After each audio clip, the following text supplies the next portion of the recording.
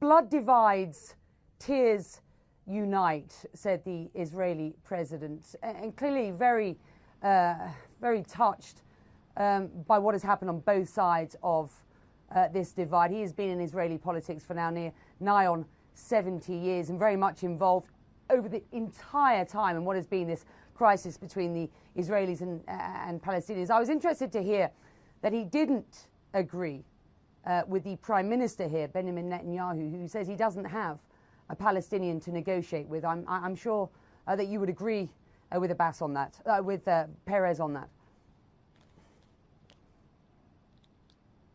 Of course, but of course there are Palestinian partners, and that's for sure.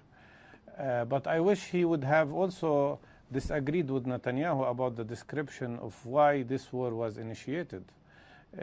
Unfortunately, he repeated the same lies of Mr. Netanyahu and his government about that Palestinians have initiated this conflict. No, it was Israel that precipitated it with its airstrikes and assassinations. And then when Palestinians responded, they tried to claim that Palestinians were responsible. But more than that, and that's a very important thing, I wish he would have said that he would object to a land invasion of Gaza.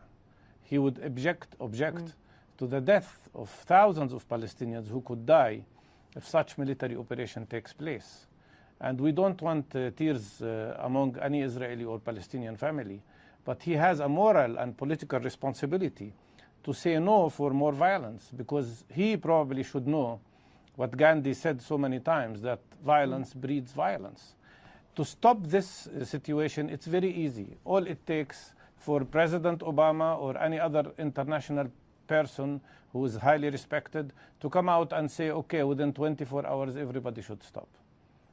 The airstrikes would stop and the rockets would stop. And then we will have ceasefire back again. Sorry, do you have we had it for years. Do you have any indication from the international community, from the Security Council, but primarily from the US, that they are prepared to say that within a very short period of time, so that this possibility of imminent strikes on Gaza through a ground invasion would stop? I wish we would have. Up till now, we don't. And unfortunately, that's why I say the international community is not being responsible enough and not interfering immediately. And that's why I think they don't realize or understand that unless we stop this vicious cycle, and unless this war is stopped before it becomes very bad, then we will have cycles of violence, and we will have so many families who will lose their children and their fathers and mothers, and who will look for revenge later.